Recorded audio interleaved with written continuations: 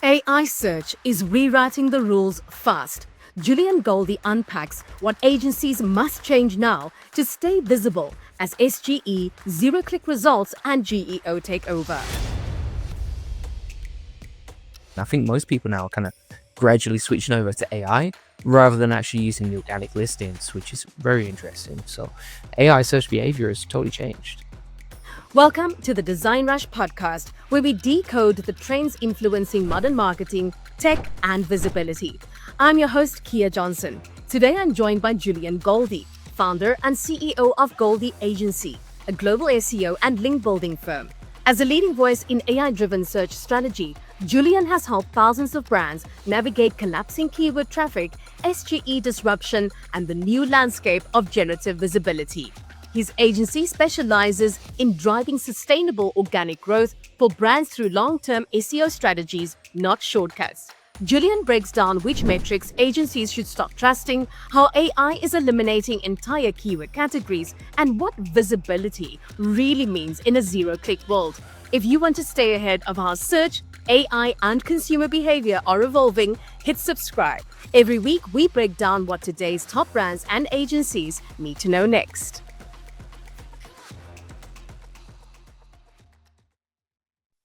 Hi, Julian. It's great to have you here with us today, especially because we are in full search economy reset. I mean, you are literally at the forefront of these changes. You are building models, you're building frameworks and predictions that agencies are only now waking up to. So I reckon let's just dive straight into it. And what I would like to find out from you is, do you feel that there was a moment when AI in search stopped actually feeling like just another Google update? I mean, it suddenly felt like, okay, this is a real game changer. Yeah, 100%. I think we saw that this year, right? It's like there was a point where you had Gemini telling people to put glue on their pizzas, when it first came out in search engines, and it was really slow and it was pretty bad, and it did a bunch of other bad stuff that we probably shouldn't talk about. Nowadays, it's like it feels native. It gives you better responses than Google, and I think most people now are kind of gradually switching over to AI rather than actually using the organic listings, which is very interesting. So AI search behavior has totally changed. Which metric do you still see agencies actually clinging to, even though it's really lost its meaning over the years? I would say one of the big ones, and I think this comes from clients, is probably like, if you look at backlinks in general, people typically cling to organic traffic on websites. So, for example, agencies will say, well, we've got you this backlink with X amount of traffic. And other clients will demand certain websites with certain amounts of organic traffic. And I think there's two problems with that. Like, number one, when it comes to backlinks, number one, the metrics that you get publicly quite often are not very accurate, compared to what you actually see inside Google Search Console. So that's issue number one. And then issue number two is that a lot of these sites are inflated, particularly for link building, where, an agency can buy a link and they might be ranking for like, does Kim Kardashian eat bananas? But that doesn't mean it's a good website to get a backlink from. It's just they get traffic for relevant keywords. And so I think these sort of metrics, there's many different vanity metrics in the SEO industry you have to be very careful of. How does one actually then make sure that you are getting the right metrics? Good point. I think you have to look at the 80-20 of it, which is like, okay, you look at the metrics on the surface. So, for example, maybe you're looking, if it's a backlink that you audit in, then it's going to be all right, okay, what's the domain rating? How much traffic does it get? How many backlinks does it have pointing to it, and what backlinks are those? But then at the same time, you want to use your common sense and really look at that backlink and go, okay, well, if I land on this site, does it look and feel natural? Does it feel like a website that's actually created for people to read through? Or does it feel like a website that's just been created to buy backlinks off? And so, like, you have to figure out, okay, is it natural or is it not? And also, what sort of keywords is it actually ranking for? If you really want to dig deep, like our agency, we have like a 42-point checklist that I wouldn't expect most people to do that. I think that's probably too far. But, just look at the 80-20 of it and think, okay, qualitatively and quantitatively, does this make sense? So for us, like, we'll actually look at, as a metric, this is a really good metric if you're building a lot of backlinks, is how much time are you investing per backlink built? So if you've got a team, let's say, building backlinks or auditing backlinks, whether that's your agency, whether that's client-facing stuff, how much time are they working versus how many backlinks do they build in, and then what's your average time to build a backlink. If you do that, you can go, okay, well, we're at this point, probably not very efficient, but we can get more and more efficient. Where are agencies actually misreading SGE right now? I mean, the moves that they're making that could like backfire down the line. That's a really interesting one. I think one of the biggest issues I see a lot of agencies going for is like they're still trying to rank for keywords the old way. But the problem is a lot of these keywords, right? Like they're not getting traffic from Google anymore. They can be answered by search generative experience far better than the average website. And so like a lot of these keywords are not getting clicks or traffic, but because they're low competition or because they seem easy opportunities, agencies are still going there, or they're misguided and the clients seem to rank in them too. So you have to be very careful with this because it's not just about how much traffic does that keyword get, but also are people actually clicking through to the website, or are they just reading the AI and getting the answer there? And I think this is happening more and more, like more and more keywords are being wiped out as AI gets better and better. I don't know if you saw, I'll give you an example, like just earlier last week, Google released a bunch of new updates for AI search mode, the AI agent mode. And one of them is that it can generate a calculator inside the search, like a tool. It just codes a tool on the go. And so it's like, well, it can create these tools that people are ranking for. And so why would people click through to those websites anymore? Doesn't make sense, right? That is your job as the agency. You need to make sure that you're doing the homework. Yeah, that's it. I think especially if you want the client to respect you, right? Like you want to always maintain that leadership relationship and always be the one who's seeding the vision and holding the hand and walking them down the road. I think this is one of the mistakes that you see this with a lot of agencies and a lot of beginner agencies, particularly where they don't have that experience. And so they let the client just run rampage with demands and requirements. So number one, you're going in the wrong direction. And number two, you don't have control of the relationship. And so they're never going to respect you. That's so true. Now, what's one client expectation that agencies really should start pushing back on? I mean, something that doesn't make sense in the AI-driven search world. One of the things that I see some clients still struggling with is they still prefer human content over AI content. But I think nowadays, like, it's so rare to see a website penalized for using AI content if it's vetted and created in the same way. And so quite often, yeah, one of the things that I see all the time is like the content from AI is better than I could write it personally. It's better than most writers could write it personally. And so it would save you a huge expense and a lot of time if you just create content with AI, but use it in the right way. Use it ethically. You're not spamming the internet, you're just creating quality content. So I think that's one of the things that a lot of agencies could push back on, and also it would save you and the client time. Plus, if you can deliver more content in less time for the client, they get better results and they're going to be happier because you're over delivering. Who would you say is actually getting hit the hardest by zero-click search? And is there anyone that's actually benefiting from it? The guys who are getting hit the hardest are usually the smaller guys. It's, I don't know if you remember, but like 2023, 2022, everyone was doing affiliate marketing with SEO. That was like, I live in Thailand, and there's a bunch of great SEOs out here who were really, really good at affiliate marketing with SEO. And then nowadays, you don't hear anyone talking about it. You run a page one or don't pay model, but with AI taking over page one, how do you redefine what performance actually means? Well, for us, it was like, okay, what offer can we create that would be silly to say no to? And so for me, I'm a big fan of Alex Hormozi. I love building offers. And one thing, I've actually created another community this year, and the reason that it's grown from like literally 0 to 1,700 people is because we create like these offers where it's like, okay, we guarantee you the result or you're not going to get it. And it was one thing that we started offering on sales presentations, but we never spoke about it publicly.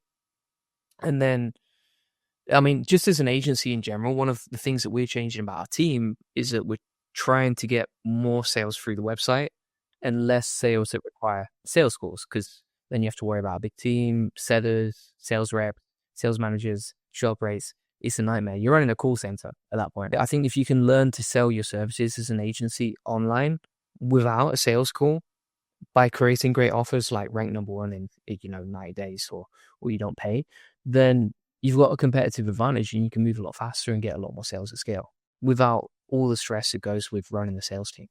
Everyone's actually stacking AI tools, into their workflows, right? Now, where do you see that actually backfiring for SEO teams? Yeah, I think one thing you got to be really careful of is like if you're using these AI tools, you use them with common sense because you know how they work, you know how you've prompted them, you know the strategy behind them. So you kind of know like, okay, what direction am I going in? The problem that you may find, and we've found this, is that once you start giving those tools to your team, if they're not familiar with AI or if they're not really paying attention and you're not paying attention to them, then they can go totally off the rails, and I've seen this on some social media posts that we shouldn't have posted. I've seen this on some blog posts. I've seen this on even YouTube videos. And so you got to be super careful with these AI tools. I'll give you an example. So we had even just a YouTube video. It had a script that was generated with AI. The video was generated with AI, and it received a community guideline strike from YouTube, and we couldn't publish for a week. Yeah, simply because we didn't quality control it. 100% my fault as a leader, of course. But my point is, if you don't check this stuff, it can backfire in ways you don't even imagine, and it can set you back a week. Super careful. When traffic dips, but then visibility rises, how do you then show clients that SEO is still delivering real value? Yeah, it's a good point. I think you got to look at like, okay, from the client's perspective, whether they're ranking or not, whether they're getting traffic or not, it's like, okay, is their business growing because of what you're doing? Whether that's from the work you did 3 months ago or 6 months ago or the trajectory you're on right now, it's like, are they actually growing as a business and are they stronger with you and your SEO services? So, for example, for us, like our account managers are kind of encouraged to have their full calendar booked out every day with all the clients that they have, just so that they can stay in sync with their clients and figure out, okay, are they getting results or not? And if they don't, okay, the client's probably not going to mind so much if they're not getting results, as long as they've got a game plan towards where they need to be, the right trajectory. And so I think you really have to just focus on not so much these vanity metrics again of like impressions or clicks or traffic, which are easy to manipulate, right? Like there's plenty of ways you can manipulate that. And it's more about, okay, is the calendar full? Are they getting enough customers? Are they growing as a business? And are they seeing a high return on the investment they're making with you? AI is now summarizing content, before anyone even scrolls. So is there even a strong case for backlinks? Yeah, I think the fundamentals still apply. Like when I look at SEO, comes down to three things. Traditional SEO would come down to three things, which is like keywords, content, and backlinks. That's the way I look at it. So like without those backlinks, there's no differentiation between like, say, the content you're creating and whatever else someone else is creating with AI. I feel like it's so easy to create content, but it's still very hard to get backlinks, which means that if you can get backlinks, you can differentiate your AI content. And then also from the AI's perspective, it's like not just about, okay, the content you create and the keywords you go after and the backlinks you get, but also how many mentions are you getting across the web, right? So for example, for us, like we publish across 50 different platforms when we publish our content. And so like we get all these different data points that the AI picks up on and can use to start ranking us. I think that's the best way to look at it is like, number one, you're getting backlinks to your site, but number two, you're getting backlinks from brand mentions and PR and other platforms across the web. Where do you feel most agencies actually tend to leak margin, and what's the system or process that's actually helped yours to stay protected? That's a tough one. I mean, number one, like the main thing that I see is bloat. Like agencies are super people heavy. And so like one thing that happens, especially as you're scaling is like, and I saw this when we grew from like 7 to 8 figures. It was kind of one of those where we saw we were hiring more people and growing and growing and growing. But the problem was that a lot of those people were not providing a direct ROI either now, and you might have to wait 3 months, for example, if it's a sales rep ramping up or an account manager beginning to take on clients. So bloat is a big problem with staff. And then also the other one is acquisition. So for example, if it depends, where you're at on the scale, but if you're making like 6 figures or 7 figures as an agency, you can pretty much survive off like organic and keep growing. Like, you can build a good audience, get plenty of customers in, get your sales calendar full, no problem. But when you start adding like 4, 5, 6, 7 reps in the team, sales reps, the problem with that is like you're gonna have to start paying for ads, and then the cost per acquisition increases, and you get kind of eaten on both sides as an agency as you scale. So it's like, number one, your LTV goes down because as you scale up, you've got less trained people, you've got systems that break, and you've got all this different problems arising that you're not aware of because you've never scaled to that point before. So LTV drops a little bit.